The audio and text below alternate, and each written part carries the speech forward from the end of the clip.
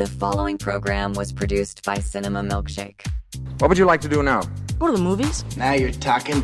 I could be up for that. So what have you got? The stuff that dreams are made of. What did you think? It's the greatest movie I've ever seen in my life. You're going to love this. No, sir. I didn't like it. Brilliant. Absolutely brilliant. This whole thing's a bloody farce. Good movie. It won the Academy Award. Oh, for what? For best movie ever made. Oh, it's Keen. It's pure Keen. No, it's greater than Keen. It's Cougat. Why are you torturing me like this? You're gonna love this, trust me. I've lost all critical perspective. Why? Did you like that? Are you kidding? Let's all go to the movie. Woo-hoo! That's what I'm talking about. What do we got? Hold your ears, folks. It's showtime.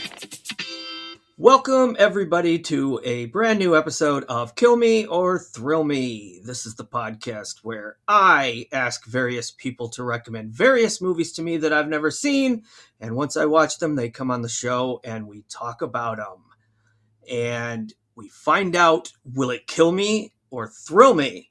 Or in the case of today's movie, will it remind me of a simpler time when men simply took their frustrations out on each other and not the rest of us? My guest today is a very accomplished woman, and she is a writer. She is a filmmaker. She's going to be a podcaster from what I hear. She has so many cool accomplishments that I'm going to insist she tell all of you about, whether she likes it or not. She's one of the all-time coolest people I've ever met. We've known each other for a long, long time, and our journeys, have led us to different places, different lives. There have been triumphs and tragedies, laughter and tears, and through it all, well, we won't always have Paris, but we will have one simple little song. Ooh, baby, ooh, baby, ooh, baby. Ooh, babe. You're not going to say with me? All right, Kristy Jett, welcome to the show. I was waiting for you to slow down so I could slit the Anita part in there, but yeah, baby, yeah, baby. But I honestly thought you would say Angela's theme because that is another of our songs. Yes, Angela. I was going to do just what I've been looking for, but I don't. The Ooh Baby is a duet, so I thought that would. You're right. Okay. But I'm so sorry. Yeah, I missed my spot. No, I ruined it. I should have known better. I had to wait for her part. Those damn enchiladas. These damn enchiladas. So yeah, Kristy and I love Friday the 13th 5, A New Beginning. Yes. And I still swear one of these days I'm going to write Friday the 13th Part 5, Part 2. And we are going to continue the saga. Hey, if it brings Tommy Jarvis back, I am on board 1,000,000%. I know. Well, you're going to, I'll probably just have you direct it. I'm going to write it. You can direct it. It'll be all about Tommy Jarvis, however old he is now. I don't know. We're going to do something with that before we die. I know that much. I definitely have a fear that, now that they're... they're working with the property again, they're doing a series on Peacock, fine, whatever. I'm worried if they're making a new film, they're going to try to possibly put in a Tommy Jarvis angle, but it's not going to be like Tom Matthews or John Shepard playing him. I think it's going to be a new hunk. You know what I mean? That's my biggest worry. Yeah. And I don't want to deal with that. I have too much negativity in my life. I don't need that. Right. Yeah. Haven't we suffered enough? Yeah. Dang. Yes. Hi. But yes, I'm Kristy, and I was trying to think today how long we've known each other. It has to be at least 15 years. It has to be. Oh, yeah. I remember saying on Instagram a few weeks back, you had posted something about Friday the 13th 5. I mentioned that we were currently showing the movies to my nephew. And we had just watched Part 5, and he loved it. And he's 12. And I was thinking, I think I met you before he was even born. Possibly, yeah. I think I met you before his parents were even married, although they were together for a very, very long time before they got married. And I was living with them, I think, at the time I met you. So, little history. That there's now a kid enjoying the Friday the 13th movies that was born after we met online or whatever. So I was trying to find, I think we've been old, but at least we're young at heart, which I don't think anybody's ever going to tell us to act our age. God, no. No, I was trying to find out because, like Facebook will show you your friendship with somebody, but I think you got off at one point and then got back on because it says we've only been friends since 2024, and I know that's not right. No, I don't know what I did, but I got kicked out of my original account.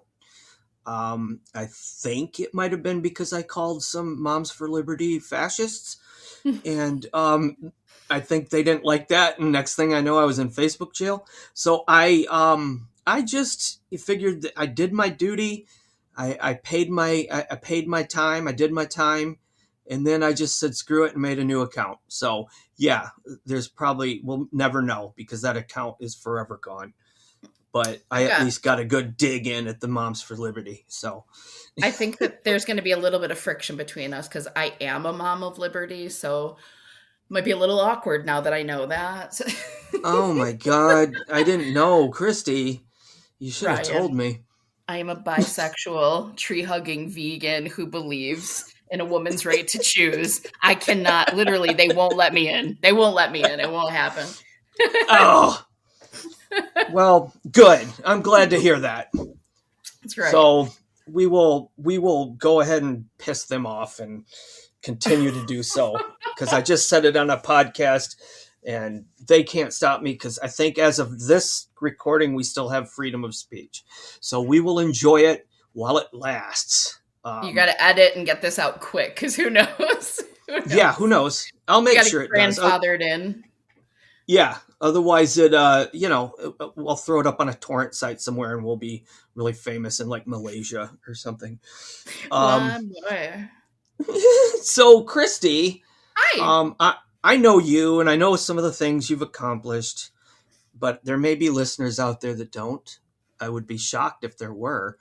But I think you should introduce yourself and tell us a little bit about yourself because you're awesome. So I'm Kristy Jett. I live in Western New York, originally from Rochester, but I live in Buffalo right now. Things that you may know of me. Then again, if you're listening to this podcast, probably not, because this is an eclectic podcast. This is not a specific horror podcast, which is usually what people know me for. But I, in the past, I've written for Rue Morgue, Fangoria, Horror Hound, and Famous Monsters of Filmland.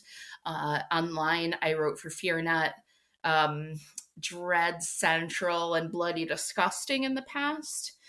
I also contributed to a zine called, well, it's not a zine, what am I doing? Whatever, a literary magazine called Cashiers of the Cinema, and also a book called Hidden Horror 101, where I got to write an essay about May. Yes. Excuse me, which is one of my favorite films. Yes, I love it. And then, funny enough, I was kind of out of the loop in horror for a bit, and my friend Aaron Christensen, who's writer for Horror Hound, and he's the one who recruited me for Hidden Horror 101. I keep saying horror. Hidden horror. He has a podcast called Horror 101 with Dr. AC, and I've had the opportunity to guest a couple times. Most recently, I did podcasts for Day of the Dead and Return of the Living Dead, which films I'm very passionate about. Yeah. Okay, sorry, I'll finish explaining who I am. And then probably... No, you're doing great. If anybody has heard of me, it is most likely they've heard of me because of the Blu-ray popcorn. I was just a nerd who said, why doesn't this have a special edition Blu-ray? And I just sort of kept raising the alarm, and eventually it happened, and I got to do the interviews for the retrospective documentary. I got to do the commentary, and I'm now best friends with Jill Sholin, which is like, it still blows my mind that I'm best friends with Jill Sholin. Jealous. I guess best friends is that's kind of a bit much. When we get off the phone, she tells me she loves me. Okay, we're at that point in our friendship. Yeah. I would give anything to hear Jill Sholin tell me she loves me. Well, remind me of your birthday. I'll make sure it happens. I will. Yes. Ask her to come on this podcast. I just want to talk to her about anything. Anything at all. If she just wants to talk about her cats or, I don't, her cupboards, I don't care. I love her. I had a major crush on her back in the day. So yeah, no, I'm jealous of you, but yeah, Popcorn, man. We have a little bit of a history with that film. Not together, but we both, I don't know. We were both very big fans of it. And then, I once skipped class with some friends to see it in the theater. And you have forever loved that story. I do, and I'm jealous. I was one of the few people to see it in the theater. I was 10 when it came out, so I did not get to go to the theater. I mean, to be honest, I don't think it played near me. I think it might have played in Buffalo. I don't think it played in Rochester, but I saw the poster on the wall of a Video Outlet, which was our video store. And I was like, what is this? And I looked and it's, I'm like, oh, the mom from E.T. is in it. Okay. Yeah. And, I took it home that night, and it's just been an important movie to me ever since. It was the first online purchase I ever made, was the Elite Entertainment DVD. First thing I ever bought online. So really? Wow. Yeah, I know. Okay. Right? That's old school. But anyways, you know what's sad? What? What's really sad is I still haven't bought that Blu-ray. Like I gotta go. Yeah, I know. I'm sorry. It's okay. First, I piss off your friends at the Moms for Liberty, and then I tell you I haven't bought the DVD you worked so hard to manifest. But no, the only reason is I've just been broke as shit for like 5 or 6 years now. So dude, yeah, I sold off most of my collection. So I may have owned it. I don't remember. I don't like to think of that. So I am just waiting for the day I can repopulate the DVD shelf. Sorry. Anyway. No, I many years ago, I had to sell, like, I used to have probably over 600 titles in my collection. Definitely down to maybe 100, 120, because over the years you need money. I mean, I had cats, and cats need doctor visits. Sometimes they need surgeries. So I sold off a lot of my action figures. I really don't have a huge collection anymore, but I lived it. So I had fun while I was collecting it, and then it served its purpose. And I have the things that are important to me. So, whatever. Right. All of us geeks grow up eventually, and we have to let go of geeky things. But they can't take the geek from within. And the geek within remains. There's only like 2 action figures I still own, and one of them is I'm sorry, Jason or Roy from A New Beginning. I still have my Roy action figure. Of course I do. Of course you do. Yeah. Of course I do. I'm so proud of you for that. That's the one you kept. Thank you. It's the one I would have kept too. I'd be like, nope, nobody's getting that. There is some other exciting things happening at the moment. Now, granted, I know you don't do social media as much as you used to. So you may not have even seen this, but many, many years ago, probably about 14 years ago, I was working on trying to get a sequel made for a film called Behind the Mask, The Rise of Leslie Vernon. Our campaign was unsuccessful, but right now there is a production company called Paper Street Pictures, and they're financing the film. We are running a Kickstarter to try and raise more money, to get a bigger name, to get bigger kills. And we're almost at 300,000 in a couple of weeks, which is amazing. Wow. So we're getting there. So I'm pretty excited about that. And then, like I told you, working, I hope this is the year it happens, but releasing a short film I'm working on with my partner, Jason, a concept that we came up with. It's definitely, I want to say it's more, I don't know, it's interesting. We've been talking about it more and ideas that we have. And it started out definitely as a pitch black comedy. Okay. And now it's moving a little into body horror, but we'll get there. We'll get there. It's called One-Eyed Jack. So you just figure out what you think it's about and we'll see. Okay.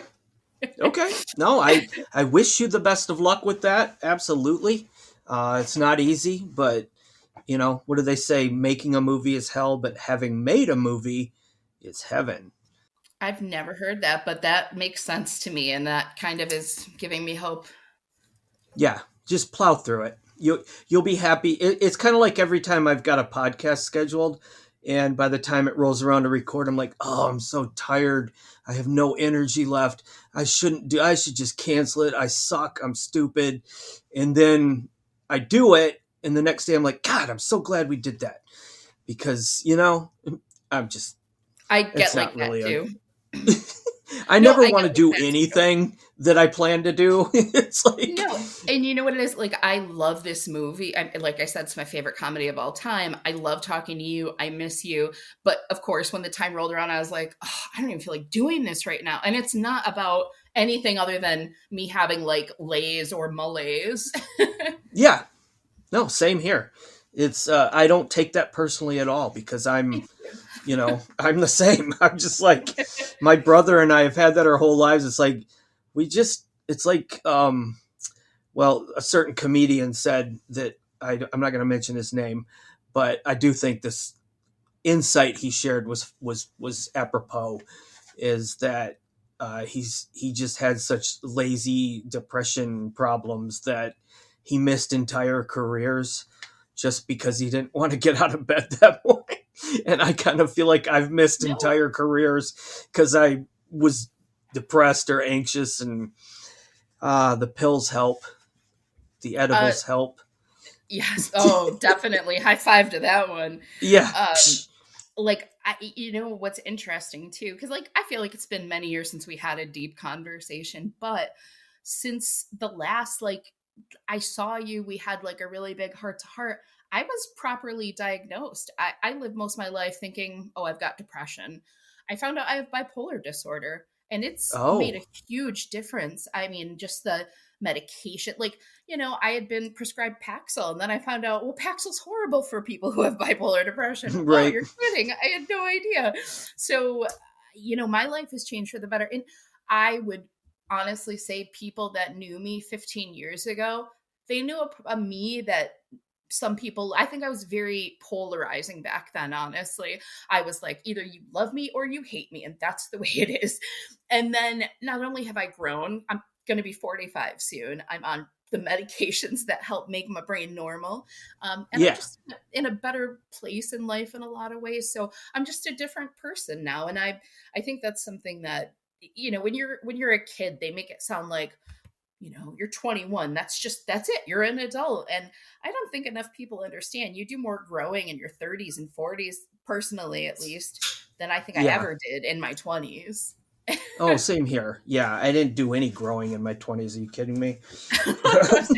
Same. I mean, I thought I was hot shit because, I DJ'd at an independent radio station and people knew my name, and that was so cool.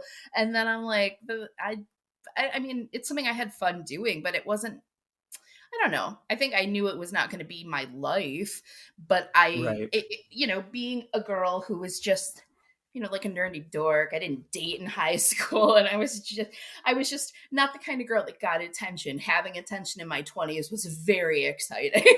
So, right. Yeah. No, I hear you. God, we could just go on and on about. We could. That. So, this little segment I like to call Break the Ice. Although we know each other, we probably don't need icebreakers. We're going to do it anyway because it's fun. Okay. I have prepared for you a question, and I do ask that in the spirit of the game, you do decide on an answer. You can't. I usually say death is not an option, but in this case, it's your only option, and you'll see why in a minute. So I came up with a what-if scenario, and I'm going to set that up for you. You live in a world where death penalty is legal everywhere, and you, Kristy Jett, commit a crime so heinous that the judge sentences you to death. Now, the preferred method of execution in this world is Jason Voorhees. Okay?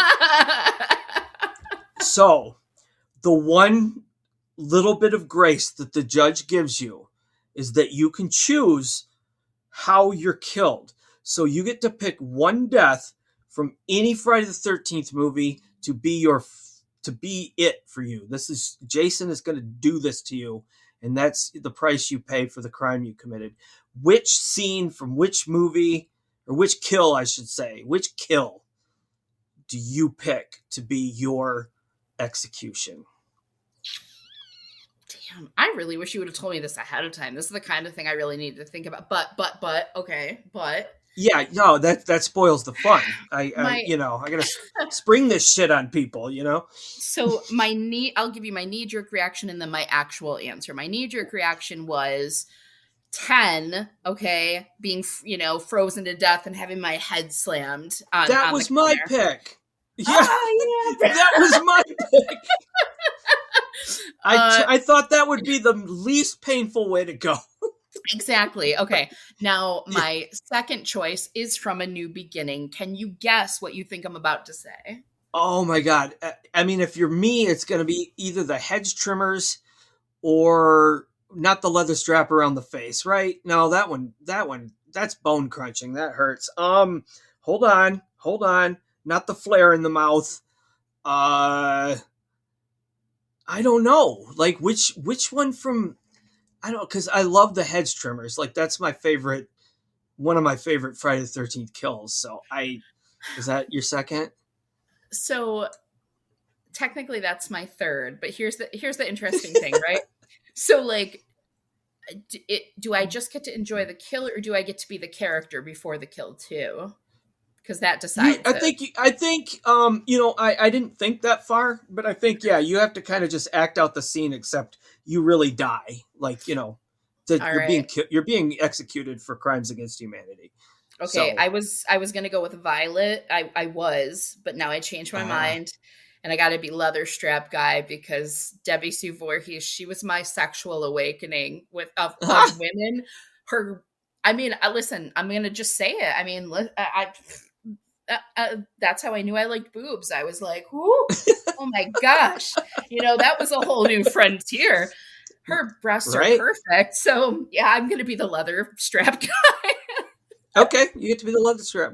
I mean, in all fairness, when I first saw that movie in 7th grade, that did things to me too.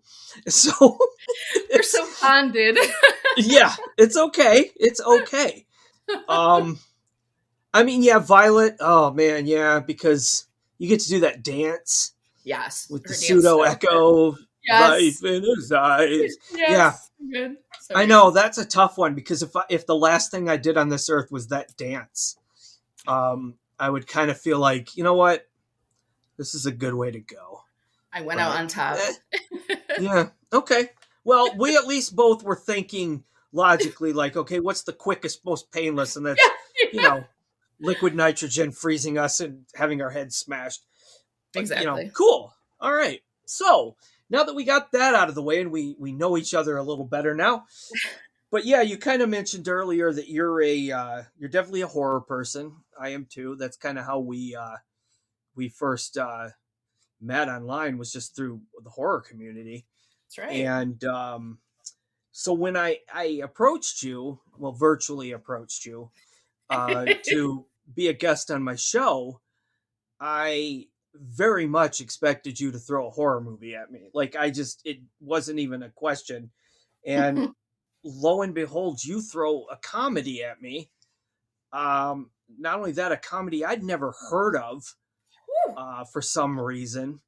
Oh and even though it's a Bobcat Goldthwait film, and I actually quite like his work as a director, but had no idea he made this movie. This movie in question is called Windy City Heat. Yes, and it was released in 2003. As I mentioned, it was directed by Bobcat Goldthwait, written by Tony Barbieri, Jimmy Kimmel, and Don Barris. And we'll get to the star in a second, but I do want to mention that you are kind of 6 degrees through me for this movie, at least in the crew, because I swear to you, I did not know that. I'm holding up my notes like it's proof. I always forget this. This isn't a visual medium. Nobody can see me holding up my notes. But no, I did not know this until I was watching the movie, and I tend to always set through the end credits, especially when it's one for the show, because I kind of want to know if there's weird credits in it, and I know a lot of people in the business. I'm like, oh, I wonder who worked on this. But this was way back when, so I didn't figure there'd be anybody I knew. So it turns out the production coordinator on this movie is one of my best friends, Jamie Thompson. He was the production coordinator on this. Can we get him now? Can we get him on this? I want to learn about this. I tried. He's a little busy, as I mentioned to you before I was going to say off camera, but before we started recording, he's very busy. Although you may know him, may not know him, but he recently produced the Silent Night, Deadly Night remake, which have you seen it? I have not seen yet. He's going to kill me, but I haven't seen it yet. Can I tell you something? Can I tell you? When I heard this was coming out, rolled my eyes so hard, okay? But went to see it about a half an hour in, man. I mean, like, it was interesting. Then it gets to the half-hour point, and I'm like, oh my God, I am so here. And it was, I really loved it. I really loved it. Okay. It was good. Windy City Heat is this movie you threw at me, and Kristy, you got some splaining to do. I need you to tell me, I mean, not just me, because I know a little bit, but to anybody out there that may not know about this movie or about its ridiculous star, a Mr. Perry Caravello, if I'm pronouncing it correctly. Yes. Or he would shout it, Perry Caravello! Yeah, this guy. What? Can you just explain this whole thing to me? This whole, just all of it. I need you to, make sense of it to me. I've got to tell you, I was really happy when, you explained to me you can pick a film of any genre, because I don't get to talk about other genres that often. I don't. And this film is absolutely my favorite comedy of all time. And it's interesting how so many people involved with it are such a big part of pop culture, and people don't even realize it. Even if, let's say, the only thing in your life is watching the Jimmy Kimmel Show, understand his writers, his producer, one of his segment producers. There are so many people involved in this. And the fact that Jimmy has the trajectory he did is thanks to Don Barris getting him in on his public access show. So that's sort of where the history begins, is in the 90s. Don had a public access show called Simply Don Public Access Program. I believe that was the program. And he had Tony Barbieri, aka Mole. Yeah. So Don is an MC at the Comedy Store, the famous Comedy Store Pauly Shore's mom, Mitzi, created in LA. And on an open mic night, he met Perry. And I think if I could ever make a biopic about Don Barris, it would be like, drone, and all of a sudden he hears Perry's Sam Kinison BS, and he just looks up like, what? What was that? Because it was like, light bulb, I think I want to fuck with this guy for the next 40 years of my life. Yeah. So I don't blame him. Yeah. The whole idea, there's a guy who, he is a wannabe actor. He really is just a wannabe celebrity. He just wants to be famous, and he makes that very clear in the film. But he kind of rips off Sam Kinison's shtick. He's just a loud, screaming guy. But unlike Sam Kinison, Perry is not funny, not remotely funny. There's literally nothing funny about him except when other people torment him. That's the reality.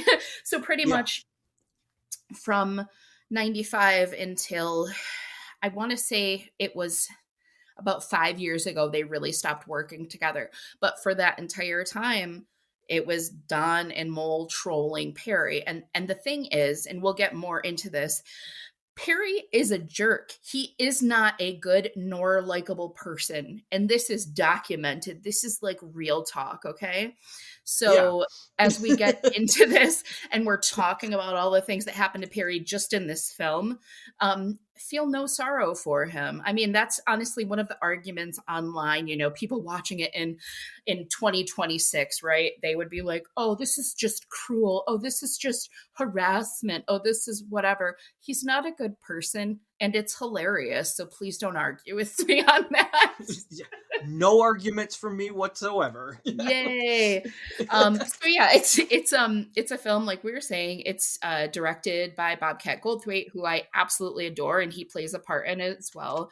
The film, it's just one of those things where the first time I watched it, I was just kind of like, I don't know if I was in awe of it, but it was just something I'd never seen before, because true to form, nothing like that was ever made before. I think that film, whether people even understand it, really plays a part in prank culture, like things that came after it. I think enough people don't understand that, to be quite honest with you. I mean, it was released on Comedy Central. People saw this. Everyday people could see this film. Did I give enough of an explanation? I feel like I probably left a lot of things out. No, I mean, the only thing we should mention is what it is.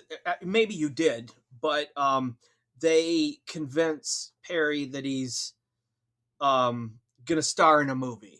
And this is his big breakout. But the movie absolutely does not exist. None of the Bobcat Goldthwait is the director of the movie, and Perry doesn't even know who he is. He doesn't know who any of these guys. I think he recognizes Adam Carolla at one point. Yes. Like, Perry is absolutely clueless about everything. Is up his own ass. Very talentless. You would not even want to be friends with this guy, or if you were, he would be the guy you would constantly be pranking. And yeah, he's just this kind of raging douchebag that a bunch of these guys are like, let's just convince him he's starring in this movie, and they make the movie. Sorta. No, I was just going to add to everything we were saying, like, because Perry is so oblivious and ignorant, he is stupid enough to think, oh, I can just believe them when they say the reason these cameras are following us around is to record features for the DVD extras.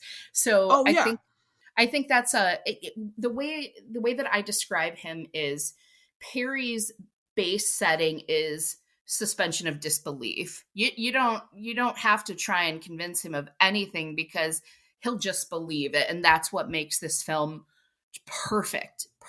Yeah. Anyways, yes. No, that's great. Yeah. And okay. Well, then the major question I have for my guests right up at the top, other than how would they like Jason to kill them, is, you're the only one I will ever ask that question of. That was made just for you. No, the big question is Kristy, why of all the movies you could have picked, did you pick this one to make me watch and then discuss with you on a podcast? Well, realistically, I find you to be a very smart person who it has the capacity for abstract thought. You know, I thought that you would give this film, you would give this film a shot. You wouldn't be a shrinking violet and sort of, when you heard some of the things that will take place in this film. I just felt like you were somebody who would appreciate this comedy, because it's not for everyone, but I find very smart people do tend to love this film. So okay, yeah, you definitely surprised me by throwing this at me, because as I already mentioned, I had never even heard of it, which is, I mean, I guess it's not too surprising. I wasn't ever, like, I don't know, I never lived in a house that had cable. So I didn't really, I knew what Comedy Central was. I'd watch it at other people's houses or in hotels. And, friends would record stuff off of it, and then I'd see that. but I was never one that really, like, I didn't have it as a thing where I could say, oh, what's showing on Comedy Central tonight, and watch it. So I just missed this whole thing. Like, I remember back in the day when, well, who's this Jimmy Kimmel guy? I don't know who this guy is. And for years I didn't. In fact, I only recently started watching Kimmel, not because I don't like him or anything. I just didn't watch it. I'm not really a big TV guy, and but once, with He Who Shall Not Be Named coming into power, and the way Kimmel, goes after him, it's like Seth Meyers, Kimmel, Daily Show. I got to watch all these just because I won't watch the real news because I can't handle it.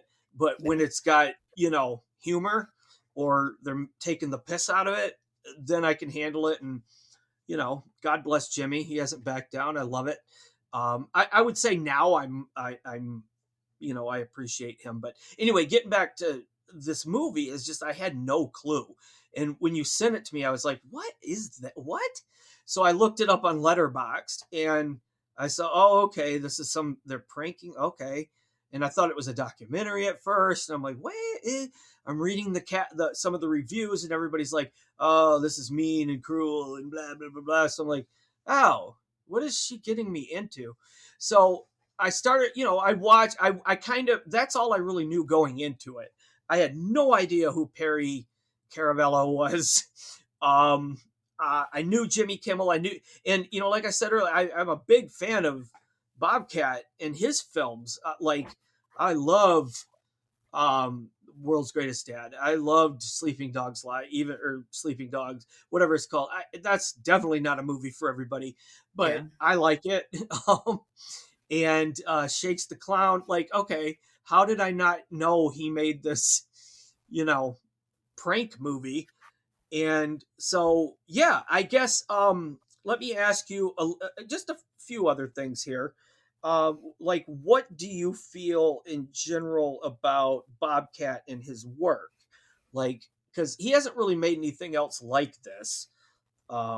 Most of his stuff is actual fiction, right? Like, this is sort of, this isn't really a documentary, but it's not fiction. Like, these are real people. But do you like him as a director and a writer? Do you, his other work? Have you seen his film Willow Creek? It's the one I haven't. Okay. Definitely check it out.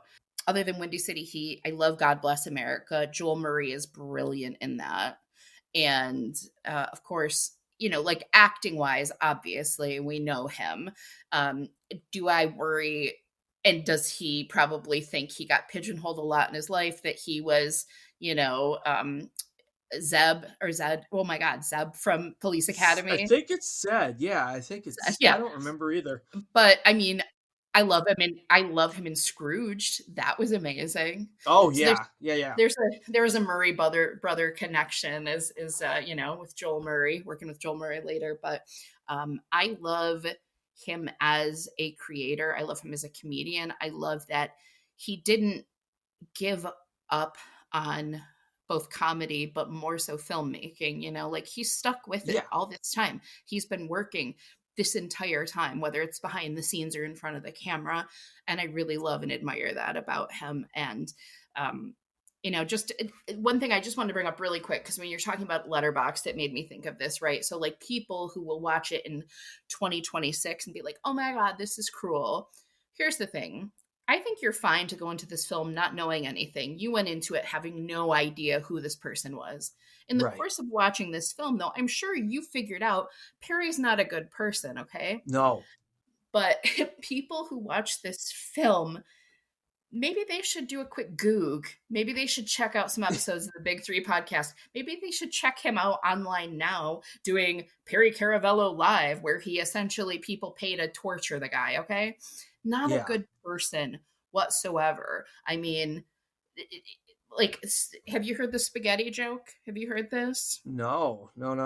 So Perry, what he thinks is like his crowning achievement joke is he gets up on stage and he's like, oh yeah, my ex-wife, she tried to cook 3 pounds of spaghetti in a saucepan, and I freaking slapped that, like thinking he's Andrew Dice Clay or Sam Kinison. But this is a true story. This actually happened. One of the reasons his daughter doesn't speak to him. He's not a good person. Shit. He's a homophobe. He objectifies women. There's so many things about him. So like if people really, really did some research, why should they care? It's and he's a big Trump supporter too. Oh yeah. So please tell me why it's not even Schadenfreude, okay? It's just literally he's garbage. Why do we care? We don't need to care. So anyway, that just reminded me of that. Yeah, no, it's that's after watching the movie I did, and you had sent me some things to check out for context, and I did the Goog as you said, and he attempted to run for president in 2019 for one thing, and one of his apparently he wanted to criminalize homosexuality. And he's a raging homophobe, although there's also rumors that he sexually assaulted a man on a movie set, and that a man sexually assaulted. I can't make this guy out. No, I will say. Yeah, no, go ahead. I can explain to you what it is. It's what's also referred to as the incident in 1992. Okay. Okay. What happened is Perry was working on a Christina Applegate film, but he always refers to it as that. And he was just an extra. He literally was an extra. That's pretty much all Perry did for the most part when he had an acting career, quote unquote. And what happened is the story as Perry tells it, there's Perry's version and then the version we've heard from the casting director. But Perry's version is he was trying to help a girl get home from set, on one of the highways in California, whatever. I can't remember which one it was, but he led her there to the exit, got her to the exit, and then pulled over to get her to pull over to say, hey, I just want to make sure you know where you're going now, because as if that were really needed, but okay. But when, so he walks back to her car and he tries to lean in and give her a kiss. Rightfully so. Girl gets back to the set the next day, tells the casting director. Perry gets hauled into the casting director. The story as Perry tells it, now this will be very crude and very lewd, but the story as Perry tells it is that the casting director pretty much said, I'll make sure you get your SAG card if you go down on me. And Perry's like, no, I won't do that, but I'll trick you off. Oh, jeez. And pretty much in his words, the casting director offered him a SAG card, but also said, I'll make sure you never get a role again if you don't do this. So he says that he allowed the casting director to go down on him and he jerked the casting director off. Well, he made the mistake of telling Don and Mole, and Don and Mole, knowing Perry's a raging homophobe, it is something they constantly bring. Everybody brings it up. It's the 1992 incident, the incident in 1992. When you see things online about Perry celebrating his anniversary in show business, it's that event in 1992 that is the celebration. And it is so coarse. It is so lewd. I can understand why somebody watching this in 2026, actually, no, they wouldn't watch it because they would have found that out after the fact, because they don't really talk about the 1992 incident. But whatever the case is, that realistically, right, if we look at Perry and we forget that he's a piece of shit, let's just say this were a young actress. Yeah, of course, that would be horrifying. I think it's almost like it can be excused because Perry's garbage. And granted, I don't know where that puts me. I'm sure that clips of this will be used against me if I ever do become a prominent filmmaker. And I'll say, listen, comedy is nuanced and it's, you can't, it is what it is. So anyways, I mean, I got to be honest, most of the stuff I read online about this, people were absolutely okay with it and defending the movie. because they knew about Perry. And they're, you know, it's definitely a situation where, as a lot of people say, that he kind of deserves all this. And I, without showing my cards too early, I have no problem saying that I think Perry deserves every second of this movie, and probably more. Because the guy's a piece of shit. Yeah, he is. He's an amusing piece of shit, but you know, Did you watch any of the special features on the DVD? Because I know you. No, I didn't. I actually watched this off YouTube. Okay. There's like 2 copies of it on YouTube that are pretty decent.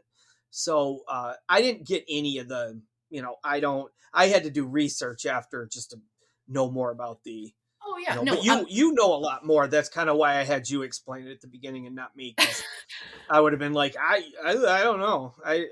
I still don't know that much about this other than it's like, I know he isn't the only one that wrote this, but Jimmy Kimmel definitely, you know, played a big part in writing this.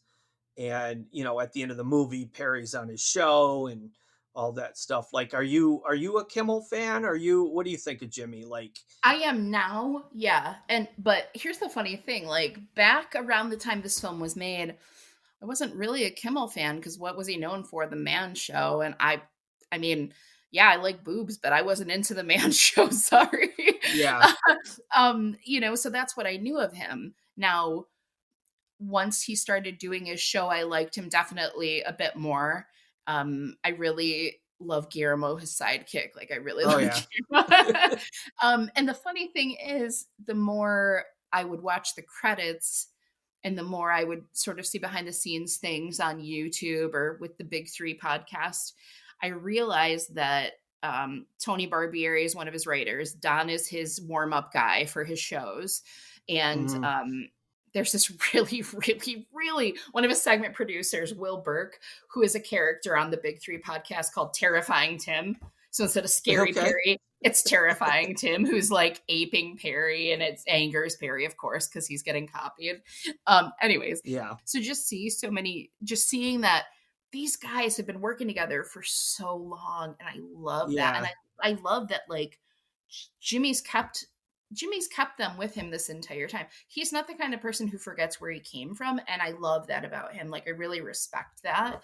And I love it. Now, just on a side note, so because obviously I know politically we align, if you go back and search for Kimmel episodes or clips that have Jake Bird, Byrd, I think is how you spell it. But check that out.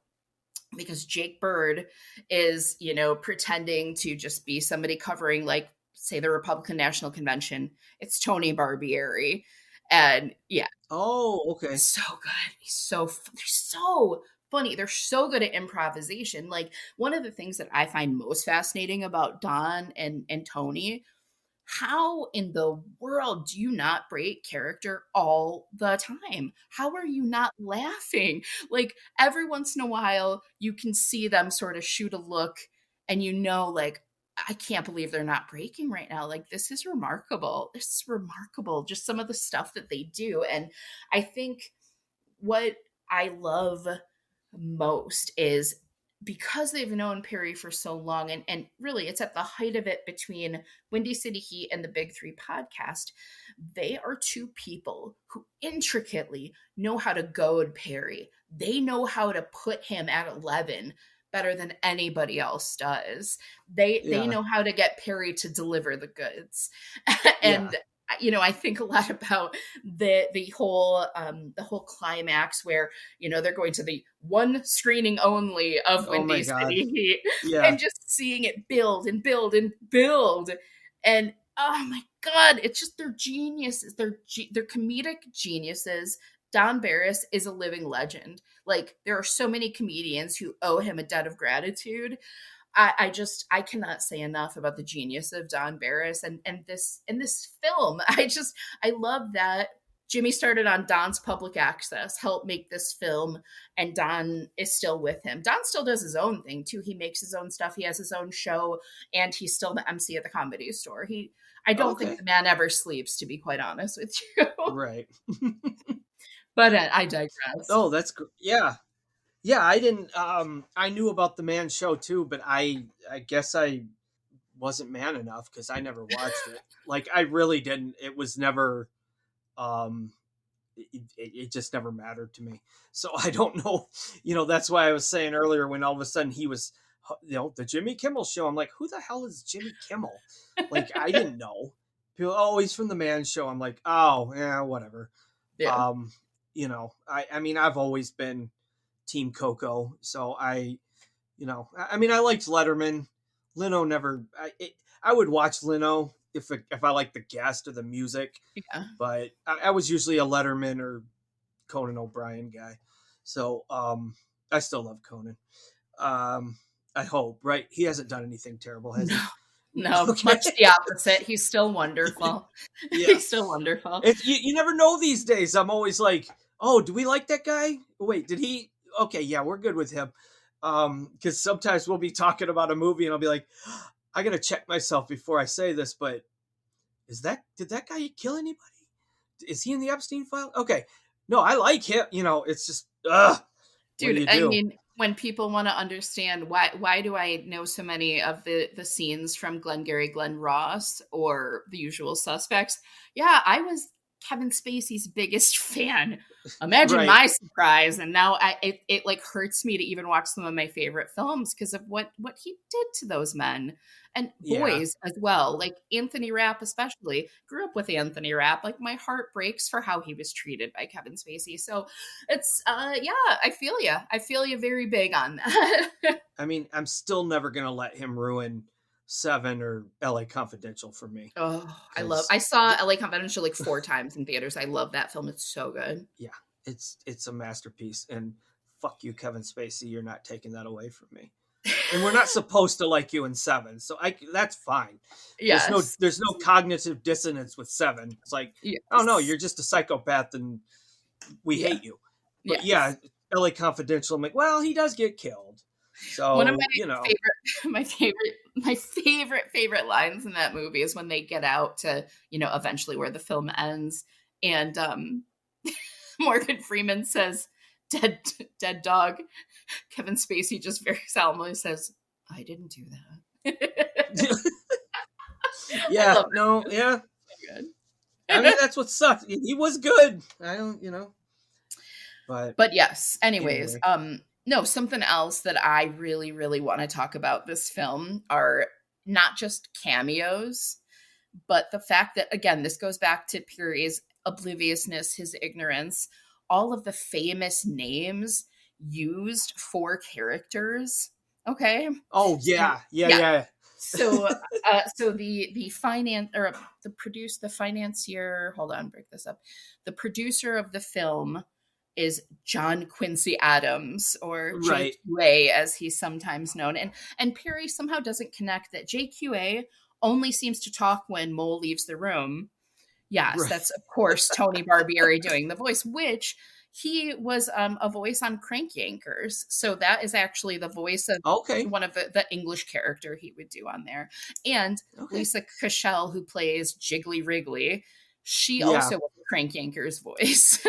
Okay. So, so like a couple of my favorites are Ansel Adams, the photographer. Okay. Yeah.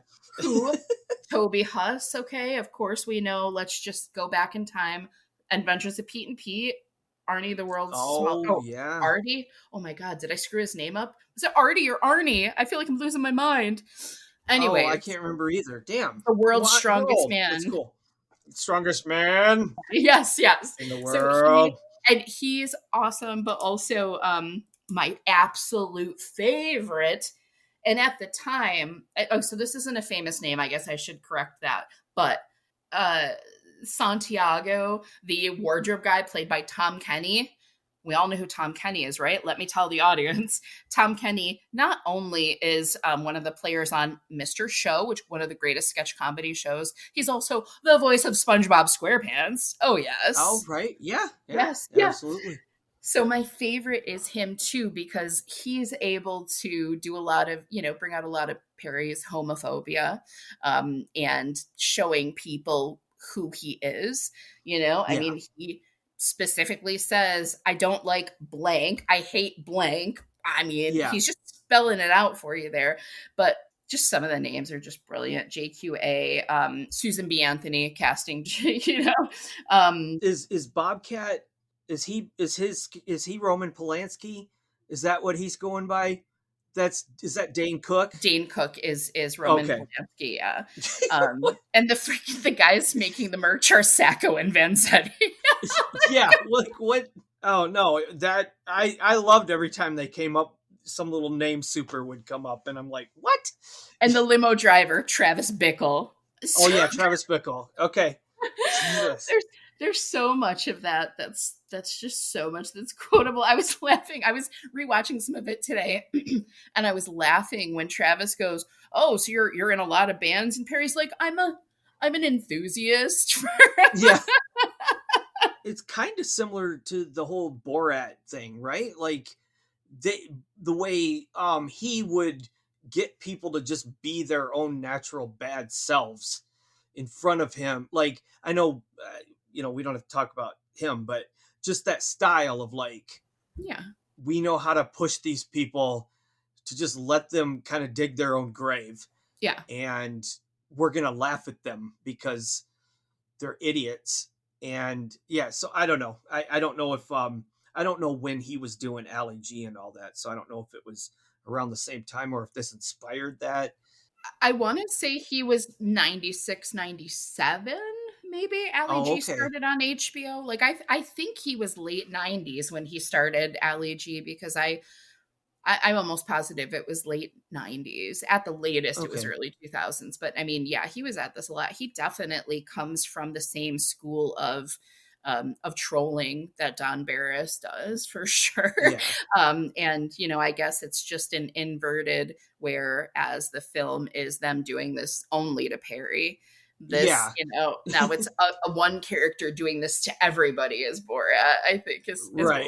Yeah. But I can see the correlation for sure. Well, because you were saying earlier about you can't believe they don't break character. And that's what I always, with Borat or even Bruno, just any of those, I was like, how the hell does he not just crack a smile? Like, I couldn't do it. And I've done some pranks in my life. Like, I've pulled some fast ones on people, and it's like, I had to maintain the illusion for maybe all of 10 minutes to convince somebody of something.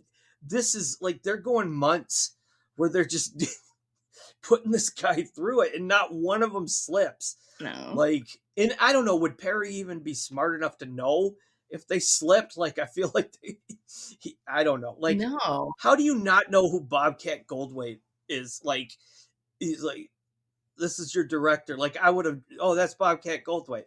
But he doesn't even know, like, I don't know how anybody could be so clueless yet. I guess now over the last 5 or 6 years, we've learned how people can be so clueless. So. Yeah, no, he wants to be famous at any cost. He can, the people that he admires. Sometimes I wonder if he'd even know who they were if they walked by. And I don't know. I mean, and yeah, he just is oblivious. He's just oblivious because his eye is on the prize, which to him is it being famous, as he very succinctly states in the film.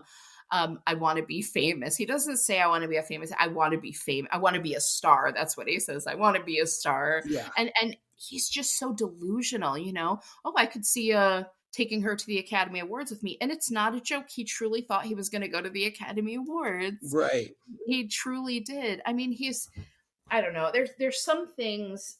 There's so many beautiful setups in this film too. Can we talk about those a little bit? Yeah, that was my next question. I was going to ask you, like, what are like one or two of your favorite, I guess you call them setups, or scenes, whatever. Yeah.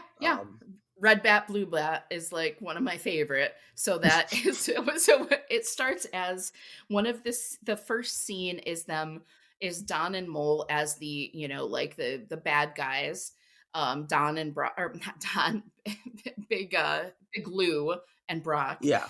And they're having him, Perry, as Stone Fury, which is his sports PI name because that's his character. He really, like, again, going back to the whole Perry's, his base setting is suspension of disbelief. He really thought he was starring in a film that not only did Carson Daly not get, but that like Tom Wopat and like Robert De Niro didn't get. Yeah, all these other guys.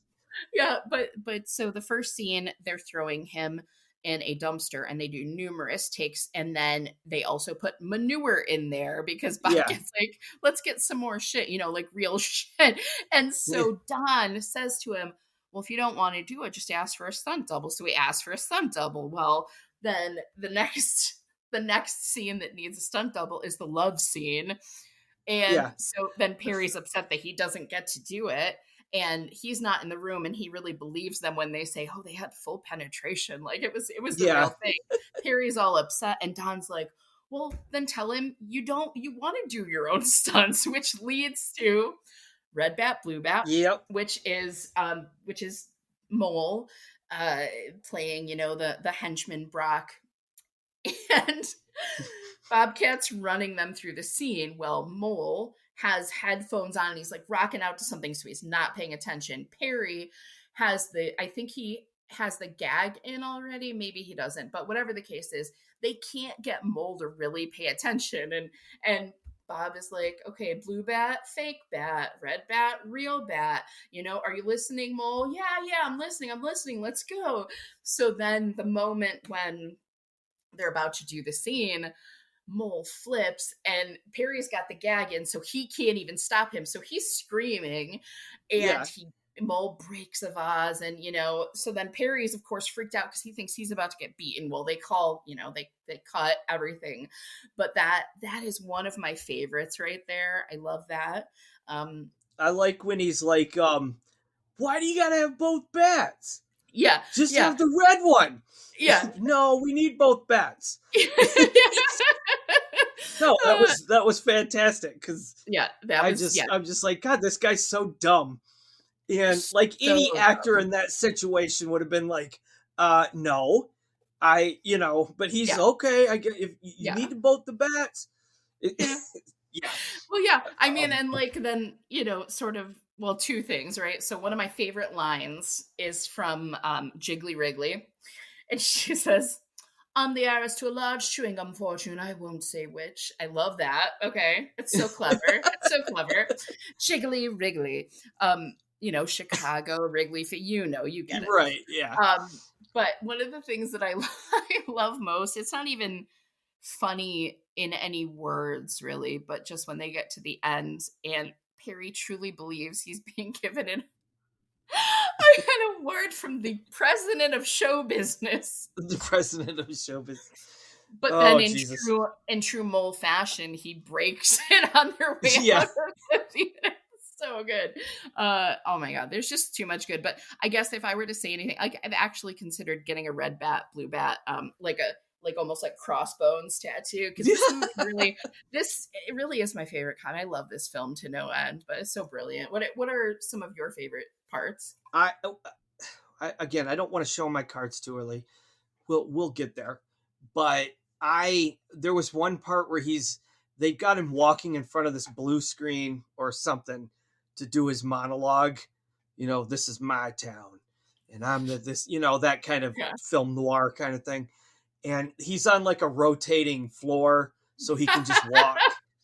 And then they start blowing wind in his face. And then they throw a bunch of paper and shit in front of him. And it just turns into like this gale force hurricane wind. And he's just still trying to. Okay, that was one of them. I think the bats is great. I will say my favorite joke through the whole movie is Bobcat when he's like, and act. Yeah. And I don't say action. I say and act. Like I want to direct a movie now and just do that. That's kind of all you really need to say. Like and act. But that Bobcat, I love him. That was funny. Another scene though that's got an amazing setup is they lose fight, or no, the money guy is a businessman named Hiroshima Nagasaki, or Hiroshima Nagasaki, he's going to be visiting the set, so we need to have a nice spread out, because you go to Japan, they'll have, like sushi, all this nice stuff. We're going to have American things, like donuts and candy and stuff. Yeah. Harry, you got to guard the table. And so, oh my, yeah. As Mole walks, it's just bellissima. It's so beautiful. I'm Roberto Benigni. Like, this is a masterpiece. that was another scene I was gonna. Yeah, I mean, I don't. It's hard. You don't really want to spoil this for anybody that hasn't seen it, but I do. No, I'm kidding. I don't. Yeah, you don't want to do it. Well, okay. Well, since I want to keep talking about these scenes, so why don't you can go ahead and ask me the question now, and now I can finally, because I feel like if I say too much, I'm going to give it away. Yeah. But go ahead. Hit me with the question. Ryan, did I kill you or thrill you? Damn it, Kristy Jett. I have not laughed this hard in a long time. I right away, I was like, because again, I kind of went, I had just read a couple little reviews. Some people were like, no, this is hilarious. And some people were like, no, it's so mean and blah, blah, blah. And so I didn't know what to expect. And so I just went with it. Like, I'm like, I don't know who this Perry guy is, but this is a thing that happened. This movie exists. I can't change history. So no matter what, I'm just going to watch this and just judge it on its own merits. I'll worry about the ethics and morality later, whatever. But as I'm going through it, I'm like, okay, this guy is just a douche. And, now obviously after having seen it and knowing what he's like, I feel even more secure in saying this was hilarious. Yes. And this is it's almost perfect, because I would say everything they set up in this movie pays off beautifully. Like you were just talking about that 3-tier. Okay, I want a stunt man, and then but the stunt man gets to have sex with the actress and you don't. Oh wait, I'll fire the stunt man, and then the next thing, we're gonna tie you to a chair and hit you with a fake baseball bat that happens to be sitting right next to a real one. And so every little thing, it just pays off, because you're like, well, what does that have to do with anything? And then later it just I don't know, from the moment it started with when he's at that audition and they keep telling him to find his mark, and there's no mark. He just keeps find the light. And then the guys keep busting in. Did he get it? Did he get the part? And they're just, I get this because I have friends that we've done stuff like this to. They're not dumb like Perry, and they're not clueless, and they're not awful people. It's just, especially in like high school, there were certain friends in the group that you could just fuck with. And it was just kind of funny because the way they would react to it is just so overblown. Yes. And people have done it to me too. I'm not going to claim that I haven't been pranked and made to look the fool of, but oh my God, the scene that, like, this is one of those movies, like when you think back at the scenes, you keep laughing and then you want to show it to somebody else. But when Perry's in the bathroom, oh my God, and he's just farting, and they're like, and that dude outside the door, what was that? Are you okay? And he's like, it's my ass. And he's just, Perry, what are you doing that I can't talk to you right now? I'm taking a shit, stupid. Yeah, and they won't leave him alone. Like, again, I've done that to people. It's terrible. And we're all this bad to each other. But that's why I said that at the beginning of, like, remember when dudes just kind of took it out on each other? And just, Yeah. So yeah, there's Kristy, there's just so many, like, there's just so much. And yeah, that whole bit when they got to go to the premiere, and it's not only is it the only time it's ever going to show, if they don't attend the premiere, the movie will never get released. And they just keep postponing it. And Perry's like, we gotta go. Yes. Gotta go. Yeah. dying. Like Travis is like, oh, you're a promoter. Oh, you want to hear my band? You know, so yeah. And he's like singing to him. And funny enough, I don't know if he recognized him. That guy Dave Sheridan is Officer Doofy in the Scary Movie films. Oh, is he? Okay. Yeah. No, I mean I recognize him, but I didn't. I kind of recognized a lot of people in this, but you've kind of filled in some of those blanks. I didn't know who was. The Charlton Heston guy was funny. Like, doesn't look a thing like him, but he kind of does, but that was funny. The gun, he looks the same in the gun wise. But. Right. Yeah. And, just cause I'm a big fan of like a reoccurring joke that like, okay, first time it's funny, second time it's funny. Okay, third time it might be getting a little old. Fourth time, oh, you're still doing that. Fifth time, sixth time, okay, it's funny again. And the one was that his assistant constantly thinks he wants food. He keeps bringing him food. I didn't want any food. One of the best lines that guy Burt Ward is his name. You know, Perry doesn't get that one either. But one of the best improvs he has is when he's trying to explain to Perry, like, well, I don't know, like I didn't hear, I can, when things are going on, I can only hear. And Perry points to the ear that does not have anything on it, and he's like, you can't hear, and he goes, ear replacement surgery. Yeah, ear replacements. Oh, okay. Perry, yeah, exactly. Perry just immediately, oh, okay, well that makes sense. Yeah. No, you stay over there. You want me to come over there? No, stay over there. Like, just that annoying assistant. Yeah, no, that's the kind of shit where I'm like, it runs very close to almost not being funny. And then because then, okay, you're going to make it. Just keep doing it. That's funny. Like, there's certain, a good example I have of that, I was going to say recently, but this was almost 10 years ago. But one of my favorite jokes in a movie is in Pee-wee's Big Holiday, when he blows up that balloon, and then he just starts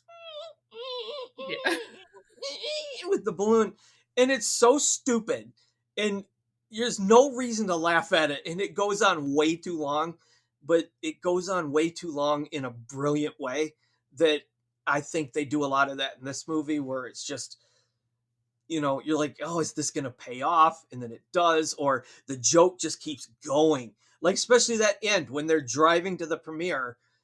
I kept expecting, okay, this time they're going to go. No, they're going to do one more. And you kind of have to respect that they're just going to drive a joke into the ground that much and yet still pull it off. It's amazing. I kind of gained a whole new level of respect for Jimmy Kimmel, just not having known this is what he was doing back then. And, Bobcats get great. There's not anybody in it I don't like. I'm not a big Dane Cook fan, but yeah, he was kind of funny, I guess. He was only in it for like a second, so that didn't ruin it for me. But yeah, I don't know. Good job, because I honestly, even going into this, was just like, I don't want to watch a 90-minute prank video. And part of that is because I've seen so much that's come after it. Sure. Like, I've seen all the Borat and Bruno and all those sort of, Jackass Presents Bad Grandpa, all that stuff that, like, I think has come in the wake of this, that I almost was like, oh, I don't want to do that for 90 minutes. Or whatever. And then, but it got me. Like, I just did not expect Perry to be so entertaining. Like, he's not a great person. I don't feel bad for him at all. Especially even once like you said earlier, listeners, listen to what Kristy's telling you. Google this guy first. Find out about his Twitter account. Find out about his stream. Find out the shit and then watch this movie, because you're not going to feel any sympathy for this guy whatsoever. He deserves every second of this. And I think he's almost stupid enough that if they did a sequel to this, they could probably fake him out again. Like, I don't know. So The interesting thing is, right? So if people were to watch this and think, oh my gosh, everything that Don and Mole, Jimmy Kimmel, everything that they did was so cruel. First of all, it made him moderately famous. In terms of his fame, it made him famous. Now, if you think that is cruel, go watch the stuff that the guy who's like his boss does to him now. So a few years ago, he started doing Perry Caravello Live. This was during the pandemic. And I watched it because I love Windy City Heat. And this guy, so if you listen to the Big Three podcast, this is a guy that got involved at one point, Tom Brennan. Well, now Tom Brennan is kind of like his overlord. And Perry had lost his disability, okay? And I think some of that was the fact that even though he said he was disabled, he was out skateboard. He was doing a lot of things that got him noticed, okay? So anyway, so Tom helped him come up with this whole, okay, well, people will pay you to do dumb things. And, you know, one respect I can give to Tom Brennan is, yes, so Perry can pay his bills now, all right? But if Perry would have just stayed with Don and Mole, I think that could have gotten I really think it could have gotten bigger. I think that that's a lot more popular than the dumb stuff that Perry's doing now. And keep in mind, the stuff that Tom Brennan is doing or encouraging people to do to him is far shittier than anything that happened on the set of Windy City Heat. So let's just be real. So if you want to feel some sympathy for him, go and watch that. But if you feel sympathy for him, you're an idiot. There's that too. Sorry. Right. It's the truth. No, I watched a couple of them and I was like, I'm not going to sit through this. Like, Yeah. it just, and it's sort of sad in a way, but it is. But then again, he kind of deserves it. I mean, he's not, you know, this is what he wants. He just wants to be famous, no matter what. So it's like it's absolutely true. Yeah, and if at some point someone's willing to just professionally be, or not professionally, but is willing to make money just being humiliated, okay, like you're an adult. I can't stop you from doing that.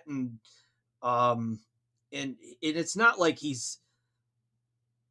I was going to say, it's not like he's not all there mentally. It's like he knows what he's doing. I don't feel like they're taking advantage of him. Because I feel like even after he found out it was a joke, he just continued to, like you said, he got popular for a little while. I mean, in my research, I looked that up, that he pretty much coasted on that 15 minutes of fame. And so I would say, if anything, Kimmel and those guys did him a favor that he didn't deserve. And which isn't to say he's not an amusing guy. It's just, he's one of those guys that you're laughing at. Like, you know, you can't laugh with him because he's, I don't know. There's a void in there somewhere where he's just this shell of a person that there is likes every camera pointed at him. Even if you're just dissing him, it's still, oh, cool, people talking about me. I don't know. I mean, we could go on a whole tirade about people who are famous just because they're famous, but if nothing else, no, go ahead. No, I just wanted to add something on to the thing. I interrupted myself to bring up that, but you know, where we were talking about things that have come in the wake of this, you know, Borat, Bad Grandpa, that sort of thing, Eric Andre, you know, Windy City Heat walked so that they could run. I swear to you. Like, I really, some of them had to have been inspired. If not inspired, just understand that Windy City Heat paved the way for them to do what they do. And that's real talk. And I will die on that hill. Well, I will be at the bottom of that hill defending that hill. I mean, I wasn't there for this, so I can't defend it as passionately because I'd be a poser coming to it so late. But I will defend you. I will die on the hill of defending you, dying on your hill before we get blasted with liquid nitrogen and have our faces smashed. on Ooh, whatever the hell baby, spaceship. ooh, baby, Ooh, baby. ooh, baby, ooh, baby. Ooh, baby. Yeah. Stay safe, Reckless. Yeah, Okay. I love that. Love it. I know. There's times when I'm just like, I should just text Kristy in the middle of the night and be like, stay safe, Reckless. You should. Hey, little you should man. totally do that. Yeah. I was just so happy that my nephew got it. Like, he didn't, because I explained it all to him. Like, okay, you watched the first 4. Those are like the serious ones. Like, that's the story. They just get weird from now on. So don't think you've got to watch them as serious films or an extension of the Voorhees mythos that, because those first 4 are a pretty solid little down to earth kind of slasher series, and then 5 is still down to earth, but it's just, they just went nuts with the characters. And anytime anybody asks me about that, I say I give that movie 4 possibly 5 stars, because it's an idiotic delight from start to finish, and that's a hill I'll die on. And and I could prove it because I showed it to my nephew and he got it. He laughed at all the, everything. Like, he understood that you weren't supposed to take this one serious, and he cannot wait to watch Jason Lives. And he's so excited to know that Jason gets reborn. He fights a telekinetic, and then he goes to New York, and then he goes to hell, and then he goes to space. Like, he's just like, what? And I'm like, yeah, all of this happens, and I am the one that's going to show it to you. So anyway, yeah, part 5. No, yeah, we're gonna keep talking about Friday the 13th for a second. I'm kind of an expert. Okay, no, you are. Yes. So part 5, right? So you were just talking, oh, my nephew understood. It's just schlock. I mean, which, granted, it is. But yeah, John Shepherd, right? What film is he in? He's not in this film. He's in like a serious, gritty drama. His performance is so visceral and so good. Like, everybody else is in that movie, but he's not. And that's what I think makes it so, like, such a fascinating film, honestly. Yeah. Honestly. But, I don't say schlock as an insult. I don't say idiotic delight as an insult. No, because it's a delight. It's a delight. Yeah. And it just holds the special place in my heart because it's the first Friday the 13th film I ever saw. Like, I didn't know anything because I wasn't allowed to rent those movies. I saw it at a friend's house and it blew my mind. And I'm like, so imagine going back and seeing the original 4. You're like, oh, okay, these are a little more serious than they're actually kind of scary. The first couple anyway. And holy shit, that ending of part 4, that's pretty brutal. And then you get, part 5. And I love it. I want to be buried with a copy of it.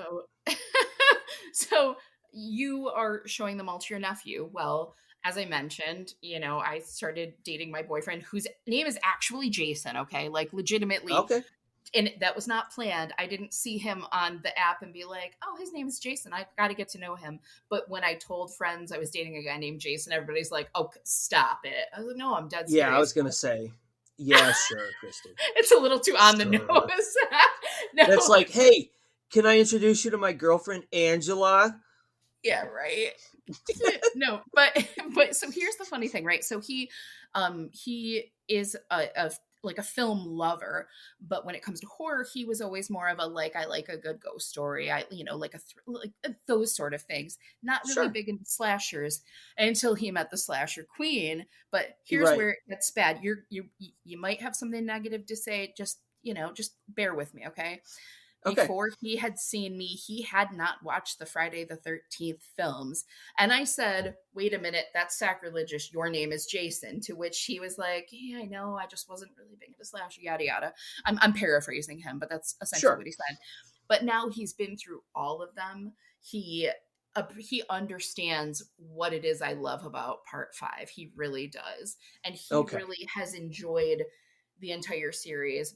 I think he agrees with me, if I remember correctly, in that I say Jason Goes to Hell can go to hell, which it can burn there. I don't plan on ever watching it again in my life. However, there's a new documentary that's out about the making that film. And I want to watch it because, you know, no matter what I feel about that film, I'm always interested to hear the backstory of a film, you know, I really am. So yes, but now I took him through all the Jasons. He had already seen some of the Nightmare on Elm Streets, but we watched through all those so we could watch Freddy versus Jason. So he's been through all of them now. And I think he has a new appreciation for slashers from what he's explained to me. Okay. Yeah, that reminds me of back in 2003, I met this young woman. I was a young man. I don't know why I said this young woman. She was like 2 years younger than me. So I met this woman and we started dating, and it was the same. Previews had just started coming out for Freddy versus Jason. And she looked at me one day and said, "You know what? I've never seen any of those." And I was like, "What?" And I'm like, "Okay." You've done it too. No, we had a month. We had a month. Nice. Until Freddy versus Jason came out. And I said, "This is what we're doing. We're going to do all the Nightmare on Elm Streets. Then we're going to do all the Jasons so that you can go with me the night Freddy versus Jason opens." And we did it, damn it. We sat through all of them. And it was, that was probably my third or fourth rewatch of all of them. And that's kind of what we're doing with my nephew. We're showing him the Elm Streets as well, and the Halloweens, and the Predator, and RoboCop, a ton. He's going to school, basically. He's going to school, and he's loving it. He loves them all. In fact, you got to start him young. You gotta. Oh yeah, he's starting a religion based on Crazy Ralph. You're all doomed. It's gonna curse. I bought him a Crazy Ralph shirt for Christmas, and the look on that kid's face was all I needed as an uncle. I was like, and then the next year he bought me a pair of Friday the 13th pajamas. So yeah, I think it's working, because he'll text me out of the blue and be like, "Hey, guess what?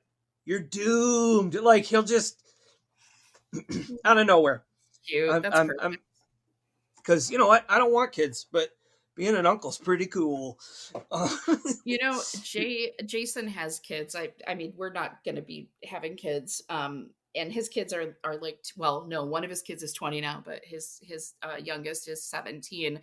And it's so interesting. Like, so his son plays the guitar. His favorite band of all time is Primus. He loves Les Claypool. Like, okay, very nice. And his daughter is an amazing artist, like just phenomenal artist. And just watching them, realistically, I had no part in their life until a year ago. Just seeing what they have turned into, their interest, it is awesome to watch. And I just love being a little tiny part of it. It's been really nice. So I know what it is you're feeling. Like, I know I'm not going to have kids, but it's been really awesome getting to know his kids and like hopefully becoming their friend. I found out this past weekend I'm their favorite of the step-parent figures in their life. I'm the cool one, and that's all I needed. Yeah. Hell yeah. Hell yeah, man. We're the cool. Cool. It's true. Whatever, we are uncle, cool. stepmom, we're the cool. We're very well, much damn. We've been the cool a long time, but we definitely have. We are OC. We are the original cool. Did I just say that? It's okay, man, because it's true. It's true. Those words actually came out of my mouth. It's true. All right. It's true. Oh, I forgot. Sorry. One other thing that I should have added all the way at the beginning, and I say this because in time I would love to have you as a guest on the podcast. But I am about to start a podcast with a really good friend named Anna Moria. That's not her. I think that's like her middle name. I think she has a real last name that she doesn't have publicly. So just keep that to myself. Anyways, it's going to be all about the Sam Raimi universe. So it's not just about Sam or just about Sam's films. It's going to be about people in his circle of friends who have made films. people who are inspired by him. It's just going to be a cornucopia, if you will, about Sam Raimi. So if people have listened to this and think I know what I'm talking about, I'm interesting, I have a sexy voice, then she does definitely tune all of it. The Raimi cast. Just look us up sometime in the next 4 to 6 weeks. We will have definitely solidified our schedule. So yes. Anyway, and I'm going to add that to my roster at the end where I read off all the podcasts I recommend. And hell yeah, I want to be on your show. And here's what I'm going to ask: if it's okay, please let me come on and talk about either Crime Wave or The Intruder, especially The Intruder. Listen, if I can literally said to myself, I hope he wants to come on for Intruder. And you just said that. There we go. I mean, Crime Wave, I love Crime Wave too. It's so underrated. Crime Wave is. Yeah, it's hilarious. But Intruder, so freaking good. That's another one that we recently showed my nephew, and he loved all night. He was like, "Very funny, Dave," and we were just like, "Here comes fucking Parker walking down the street, got a goddamn head in one hand, sandwich in the other," and all that. I'm ready to talk about Intruder anytime. So I will come on that show and do that, man. Are you kidding me? I'd love to. I wish you the best of luck with that, and that will definitely be I'll keep telling people to go out there. And speaking of which, you got to come back sometime, and you don't have to do a horror movie. I don't, why don't ever give me a horror movie. I we need to throw each other loops in our, as we move into middle age. We need to stay fresh. So everybody knows we know everything about Night of the Living Dead and Friday the 13th. We've staked our claim there. We've proven that we know it all. And so, I gotta be brought down to earth a little bit with some movies I don't know as much about, because I don't want to, my head's got to shrink a little. A little. Anyway, I'm getting loopy. Yes. So, Kristy, as we wind down, why don't you remind everybody again? You just mentioned the podcast. Where can people find you online? If you wish to share your socials, if you have anything you want to plug, I know you did at the beginning, but people have short-term memories. So let's remind them again.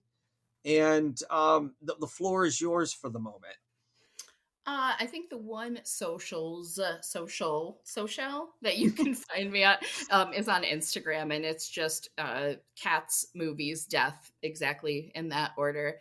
It's a take on Birth Movies Death, if anybody remembers that. I think some people really are like I've had people take it the wrong way, and I'm like, it's a play on a website. Just give me a break. Anyways, but Cats Movies Death. And like I said, for the moment, my big projects are working behind the scenes on Behind the Mask, The Return of Leslie Vernon. On a personal note, by the time this comes out, I have no idea if it will have happened already, but I'm hosting a screening of Popcorn with Jill Sholin in Buffalo the last weekend in May, which is going to be amazing.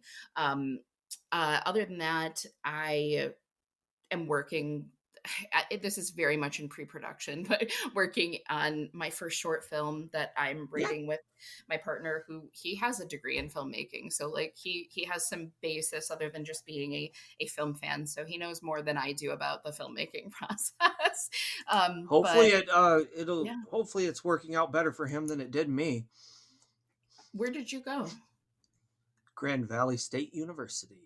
He went to Ithaca, which is like out this way.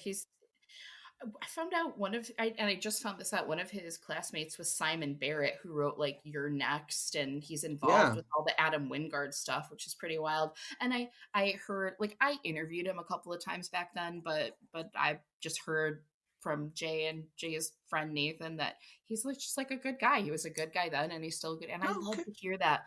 Fame hasn't, gone to the head. But anyway, right. I'm sorry. So what am I doing? Oh yeah, and the Raimi cast is going to be coming out. I have a couple other things up my sleeve. It's just a little too early to say for sure what's going on. But you can find me posting pictures of my cats and being funny online. Hell yeah. Well, and I, of course, will post those relevant links in the episode description here on Spotify or whatever, wherever you get your podcasts, except Apple. I'm not on Apple yet. I'm working on it, okay? You know what else I forgot to mention, Kristy Jett? Oh, gosh. This is my 10th episode. Oh, that's exciting. You're number 10. I feel special. Thank you. And isn't that cool? Because we both picked Jason X to die by. We knew if anybody could see it, I'm making an X right now. So am I. And not only that, 5 is half of 10, and Friday the 13th Part 5 is, see, it all works out. It's like Da Vinci Code level conspiracy shit to get you on this episode of episode 10 of Kill Me or Thrill Me. That's 10 whole episodes. I love it. And Kristy Jett is the guest of honor. You will always be a guest of honor in my home here at Cinema Milkshake. I've missed talking to you. I'm so glad we got this chance. And I am delighted that things, seem to be going well in the areas you said they were. We both have areas in our lives that are not, but I'll focus on the good ones right now. And so I'm very happy for you. I'm very proud of you. I've always respected you. And it's nice to see you again. And I hope you'll come back. And how about we leave everybody with a little, ooh, baby. Ooh, yeah, baby. Ooh, baby. Yeah, baby. Yeah, damn, this shitbox is gross. I was just about to say that. I love it. Did I ever tell you sometimes when I'm cleaning the kitty litter, I'll say, damn, this shitbox is gross. Yeah, I do the same thing. I'm not kidding. I'll look at it and be like, damn, this shitbox is gross. We were meant to be friends, Ryan Liskey. I know we were. We were. And thanks everybody for listening. If you enjoyed this program, please consider giving it a review here on Spotify or wherever you happen to be listening. Give us a star rating. Leave some comments, questions, theories, criticisms, whatever. We're game for it all. We're friendly people. We don't bite. And if you happen to like movie podcasts, a few others you can check out are the Gentleman's Guide to Midnight Cinema, Night of the Living Podcast, Watch Skip Plus, What Went Wrong, and if you like all things Star Wars, check out my buddies over at Blast Point. And my personal favorite of them all is Not a Bomb. So those are some other shows you can check out. You should check out. So until next time, folks, If you enjoyed this program, you should totally follow it online. Oh, yeah. Now you're talking. So where are you? Go to Facebook, Instagram, Blue Sky, Letterboxd, and YouTube. Cool. And search for Cinema Milkshake. Do it. Yeah, we'll give it a whirl. Why not? And Like, follow, share, and leave feedback. You tell the world. You certainly don't have to, but it would be a whole lot cooler if you did. Believe that shit. word. Oh, that's good. Until next time, don't let the bastards grind you down. Listen, don't get prancy with me, kiddo. Keep watching movies. Dude, that movie was fucking sweet. And bet your fucking ass it was. And, most importantly, dear listeners, What's up? enjoy every milkshake. I feel like something incredible is really gonna happen here. Ooh, that's a bingo. I'm disgusted and repulsed, and I can't look away. What is it? Some kind of a joke? Some sort, yes. Bravo! You're mocking me, aren't you? How dare you? Do you know anything about the art of film production? Well, I like to think so. Direction, the acting, the storyline. That shit was bad. Wow. That was fucking trippy. Yeah, boy. What did you think? I can't talk about it anymore. It's giving me a headache. Why don't you knock it off with them negative waves? That's part of your problem, You haven't seen enough movies. All of life's riddles are answered in the movies. I had enough. I give up. I want to go home. Very funny, Tim. Tim?